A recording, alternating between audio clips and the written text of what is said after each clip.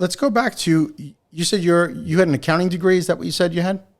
Yes. So what made you even come up with this concept? Over the last 30 years, I've done 15 startups and quite a few in the tech sector, real estate, food, education, daycare, all that. So, and the two things were common, that when I was hiring, technical folks, they can't communicate. They're brilliant people. God help them, but they can't communicate well. Right. Especially to a non-techie, Right. right? The PhD sits in front of me and telling me all this thing, and I'm like, for God's sake, can you please speak English? Because I don't understand what you're Right, saying. right. Hence the soft skills came into play in your mind right away. Exactly. My point was, you could be brilliant, but if you can't communicate effectively, it doesn't work. And programming is a team sport. It's not an individual sport. Right. The other thing I found people like not having that. So, and there's always been a shortage. As long as I've opened my eyes, in this world, there's a shortage of technical talent. So I thought, okay, if I could combine, getting kids started early in a technical sort of roadmap, because the society we're creating, you pretty much need to have programming as a language. I mean, just like English is a language. Totally. You must know, regardless of what field you want to get into. According to the World Economic Forum, 65% of the jobs we're going to have in 2030 have not been invented yet. If anybody ever doubted that statistics, AI is an example of it in terms of what it's going to do to the types of jobs that we're going to create, right? So when I saw that the shortage is there's no end to it in terms of where we're heading in the society, and then I thought, if I could figure out how to teach kids the soft skills, the teamwork, the collaboration, problem solving skills, then they could be in any field, because problem solving, in school, right, in life, is common, critical thinking, Right. right? Teamwork, collaboration, because the world we live in today is hyper interactive. It's teamwork oriented. And when I see kids today on their phone, they sit in, 5, 6 friends having a party, and they don't talk to each other. They're on the actual phone, talking to each other through the phone. We're losing human touch, and I think it's important that we teach kids the critical, soft skills that I think are absolutely necessary. I mean, my success, what are the little success that I've achieved, is not because of how smart I am. It's my ability to work collaboratively, teamwork, right? Communication. That's what got to me where I am, not because I'm a technologist. So I strongly believe in the soft skills I think are critical to success in today's world. I agree with you. I can't wait until ICode School's been around long enough till the kids are adults and now in a career or in a business, and they say, it was the soft skills that I learned to be able to communicate, the ability to build a team. They would never have gotten that otherwise. You just don't get that in school. Simple vision. People ask me, what's your vision for ICode? I said, I don't want a single kid graduating in America through high school without touching ICode. Very simple. I love it. So let's go back to 2015. Where do you found the first ICode School? I'm real estate as well. So I had a building sitting empty. I thought, let me convert that into ICode. Fairly easy, right? So that's how I started in 2015. When I was building it, people came and said, Abid, what are you doing? This is an after-school program, and you have all this glass, these adult tables, adult chairs, and you're telling me that you're launching something for kids. It makes no sense to me. It's amazing how the 15 startups I've done, every single one I did, people say, Abid, you're stupid. And that's not going to make any sense. Why would you do that, right? I'm like, you know what? You need to have the conviction and the confidence in what you're doing. Right. And, the other thing about business is either you're all in or all out.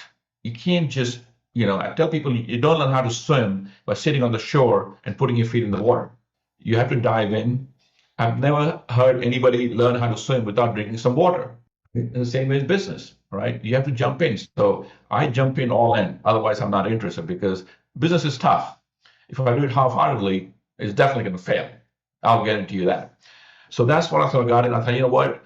I want to first, I'm very fortunate that I had some great advisors. So back in '98, when I started my first full-time entrepreneurship company, I had a board of advisor who told me that, Abid, you could build a multi-story building on a one-story foundation. Nothing will stop you from doing that. But guess what? When the wind blows, your building will be the first one that will fall. I kept that advice. So anything I do, I want to first build a foundation. first 3 years, all I did was build the system, the processes, the curriculum, more importantly, before I want to go out and just launch. Because, I believe that the stronger the foundation you lay, the better you're going to succeed down the road. So I spent first 2-3 years just building the foundation, the curriculum, getting the business model perfected before I started franchising. And so what made you decide, or how early on did you decide, you know what, this is a franchise concept? Day one, because here's my analogy. When you leave your home today, you know exactly where you're going. Mm-hmm. You have no doubt whatsoever, right? You know exactly where you're going. You know the best route to take as well. But what if there's an accident? You just sit there the whole day? No, you find a way to get to it. So in any business concept, I start with the end game, right? I know where I'm heading, and then I build. So there was, from the beginning, it was no doubt that I was going to franchise the concept. And so with 68 franchise locations, what was life like when you first became a franchisor, and how did you find your first 10? That's the toughest thing in any business. Is the first one, the first few are the most difficult one to sort of get going from that perspective. Absolutely. And typically, I've been in Dallas for a long time. I've been in Dallas since 95. So first one actually was a friend of mine. He said, Abid, I want to sign up with 2 stores. And that was, fantastic for me to get in with a friend who opened the 2, campuses in Dallas area, Frisco and Plano. And that sort of got me sort of going from that perspective. And, you don't have to be smart, very smart. You need to be at the right time in the right place, right? So it's not that I'm any smarter than anybody else. It's just that, if you look at 2015, this concept, teaching kids how to code, was just starting up. It was sort of at the infancy. If you look at all the competitors, they all started around the same time. I happened to be at the right time in the right place, right?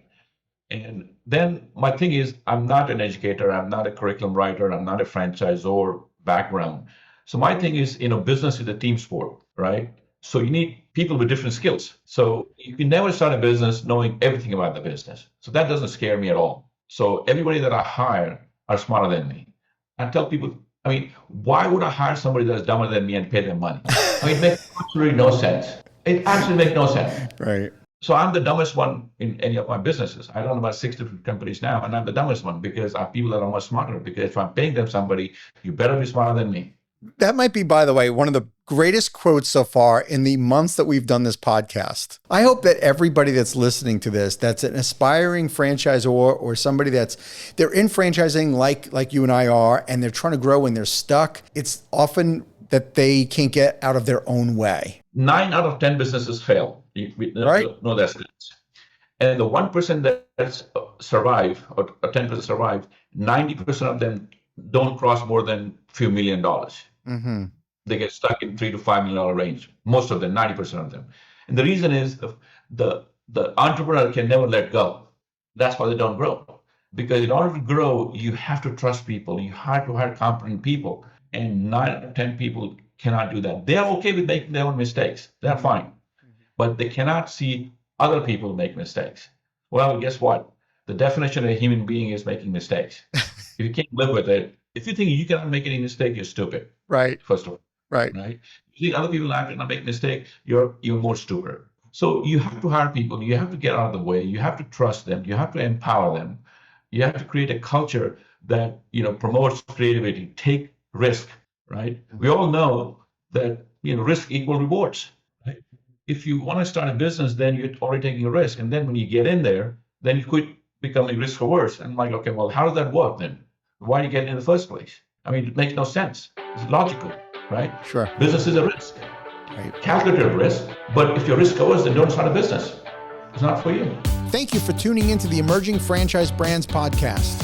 For additional insights, guest applications, and to stay connected, visit us at efbpodcast.com. The Emerging Franchise Brands podcast is for entertainment purposes only, and the views expressed do not necessarily represent those of Emerging Franchise Brands, its host Frank Fiume, or Emerging Franchise Group, LLC. Any discussed franchise or investment opportunity requires thorough investigation, obtaining proper disclosure documents, and expert consultation before making any investment decisions. The podcast and its host do not offer professional advice or endorsements, and they hold no responsibility for actions, representations, accuracy, or consequential damages related to the podcast content.